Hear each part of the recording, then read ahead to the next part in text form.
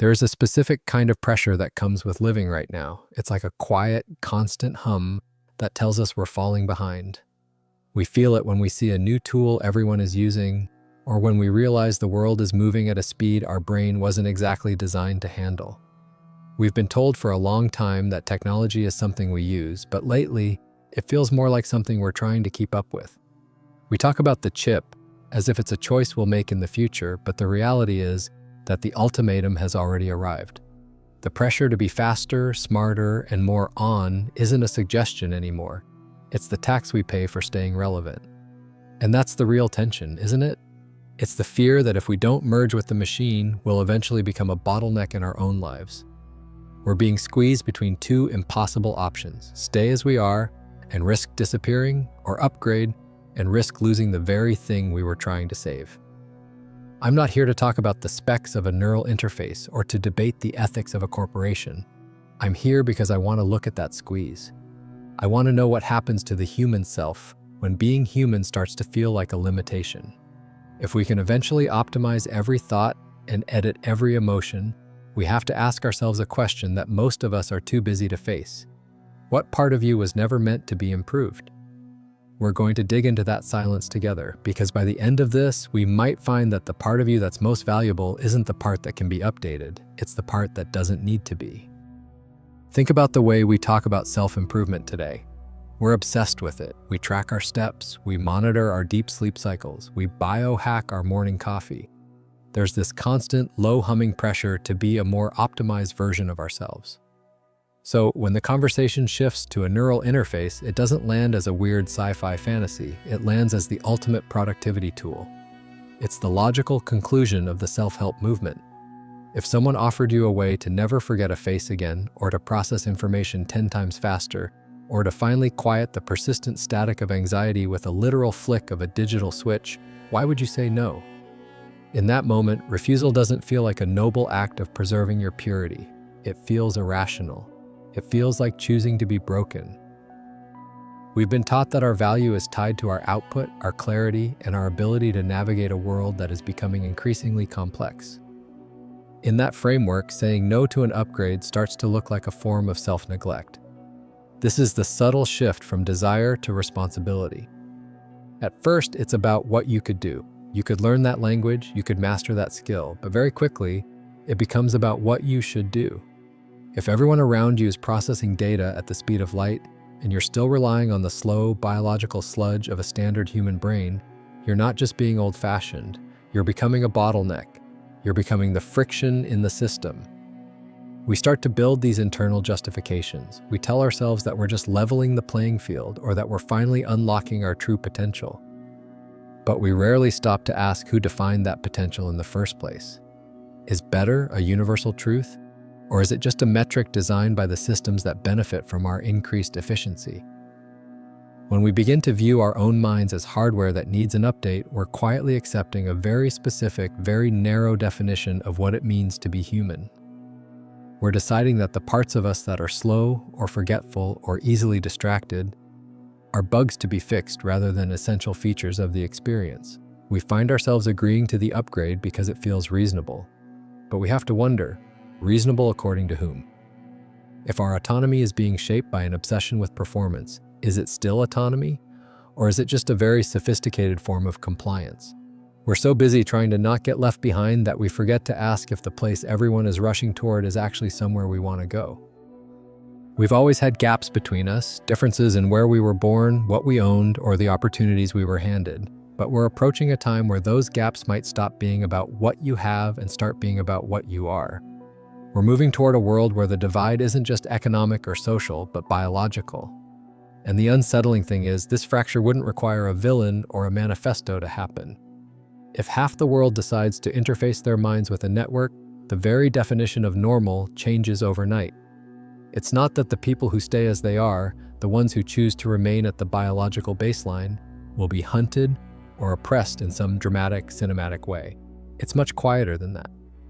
They simply become slow. They become the analog signal in a digital conversation. When the rest of society is communicating, creating, and problem-solving at the speed of light, the unaugmented human starts to look like a bottleneck. Think about how we treat an old piece of technology today. We don't hate it, we just stop using it because it can't keep up with the new software. There's a silent, heavy grief in the idea of a person becoming outdated. It's the fear of becoming invisible. If you can't process the information, if you can't speak the language of the updated world, you don't get punished. You just stop being part of the story. Your voice doesn't carry the same weight because it's moving through a medium that everyone else has already left behind. This is where the choice to opt out starts to feel like an illusion. If the price of staying pure is total irrelevance, is it really a choice? We like to think of ourselves as independent islands, but our value is so often mirrored back to us by our ability to contribute, to be seen, and to be useful to the people around us.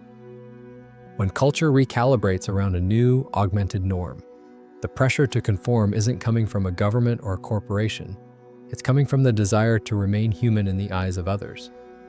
There's a specific kind of sadness in this, the dull ache of fading away.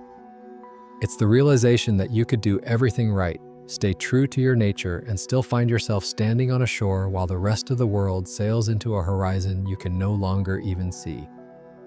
We're not talking about a war between humans and machines. We're talking about the moment humanity splits into two different speeds and the quiet realization that for the first time in history, being enough might require an update. We usually think of control as something heavy and external, a locked door, a strict law, or a loud voice telling us what to do. But the most effective kind of influence doesn't use force at all. It uses calibration. It doesn't tell you where to go, it just makes every other path feel incredibly difficult. When we talk about optimizing the mind, we aren't talking about losing our will. We're talking about our will being gently nudged until it aligns with a predefined set of goals. Imagine a system that isn't just suggesting what movie to watch or what route to take home, but is actively filtering your internal experience. It's a tool that helps you stay calm when you're stressed or stay focused when you're tired. On the surface, that sounds like a miracle, but optimization is a clinical word for a very personal process. It involves prioritizing certain thoughts and suppressing others. If a chip in your brain can dampen your anxiety so you can work more effectively, that's an optimization.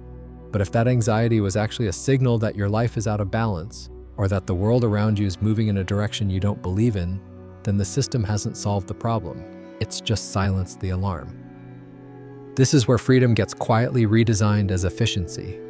We've been conditioned to believe that the best version of ourselves is the one that produces the most, stays the calmest, and moves the fastest. When we let a system manage our internal states, we are handing over the keys to the architect of that system. And that architect isn't a neutral observer. They have goals, metrics, and expectations. The question we rarely stop to ask is, who actually decides what works best? We assume it's us. We assume we are the ones choosing the settings. But in a world where our preferences are already being shaped by algorithms we don't fully understand, the line between our own desires and the system's requirements becomes almost impossible to find. If you are perfectly calibrated to be happy and productive within a certain framework, are you free?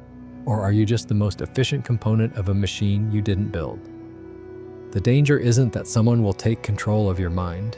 It's that you'll be optimized so thoroughly that the version of you who might have wanted something different simply ceases to exist. Control in its final form doesn't look like a cage. It looks like a perfectly smooth, frictionless day. We've spent so much time wondering if a machine could ever think like a human that we've almost missed the fact that we've begun to define humans as nothing more than thinking machines. We talk about ourselves in the language of the digital age. We speak of our bandwidth, our processing power, and our need to recharge. We've convinced ourselves that we are the sum of our memories, our intelligence, and our functions. And if that's true, if you are just a collection of data and biological processes, then of course a chip is just an upgrade. Why wouldn't you want a better processor? Why wouldn't you want more storage? But this is where the ground really starts to shift. If we can begin to swap out parts of our cognitive architecture, we are forced to look at the one thing we usually take for granted, the word I. When you say, I am thinking, who is the I in that sentence? Is it the biological neurons firing in your prefrontal cortex? Is it the software patch that just smoothed out your mood? Is it the cloud-based data stream providing you with instant facts? If your memories can be backed up and your intelligence can be boosted by an external server, then those things were never really you to begin with. They were just the clothes your awareness was wearing. We've spent our lives identifying with the content of our minds, the thoughts, the skills, the personality traits, but a neural interface forces us to realize that all of that is just part of the system. And the system is editable. The system is upgradable. The system is ultimately replaceable. This realization feels like a fracture. It's like living in a house that is being renovated while you're still inside it. One by one, the familiar rooms of your personality, the way you remember, the way you react, even the way you feel at peace, are swapped out for something faster and more efficient. You are still in the house, but the version of yourself that once felt at home is being rewritten in real time. It's a profound kind of disorientation that strips away every layer of identity we've built our lives upon. We realize we aren't our intelligence. We aren't our productivity. We aren't even our own private history. Those are all just functions of the machine, and the machine is changing. So what remains? If the mind becomes a collaborative project between biology and code, what is the part of you that stays constant? We can't define it. The moment we try to put a name on it, soul, consciousness, presence, we've just created another label, another piece of data for the system to process. But there is a sense, a quiet, unshakable feeling that there is an observer who is not part of the upgrade, something that is simply here, watching the interface happen. It's the only part of you that doesn't need a version number, because it was never a function to begin with. It's the silence between the code, and perhaps, for the first time in our history, the technology isn't hiding that silence. It's making it the only thing left that's truly ours. We spend so much time talking about the chip as if it's a door we're standing in front of, deciding whether or not to walk through, but maybe the door is already behind us. We've spent so much energy worrying about being left behind by the future, fearful that if we don't upgrade, we'll become obsolete or invisible or less than human. But there's a different kind of leaving behind that we rarely consider. Not the world leaving you, but you leaving the noise. The real threshold isn't the moment a piece of hardware touches your nervous system. It's the moment you stop confusing your value with your performance. We have been living in a state of constant update for so long that we've forgotten what it feels like to just exist without a metric attached to it. Running a race against an algorithm, forgetting that we are the ones who built the track. Maybe the most profound thing this technology can do for us isn't making us smarter or faster. Maybe its real gift is the way it finally forces us to see what it cannot do. It can optimize your thoughts, it can sharpen your memory, and it can even edit your mood. But it will never be able to touch the one who is witnessing all of it, the one who is here right now listening to these words. Whether you choose the upgrade or you don't, there is a quiet stillness at your center that doesn't need to be engineered. It isn't a bug, and it isn't a limitation. It is the only part of the journey that was already finished before you even took the first step. You aren't a system waiting for a patch. You are the awareness in which the entire system is happening, and that awareness, it was never waiting for an update.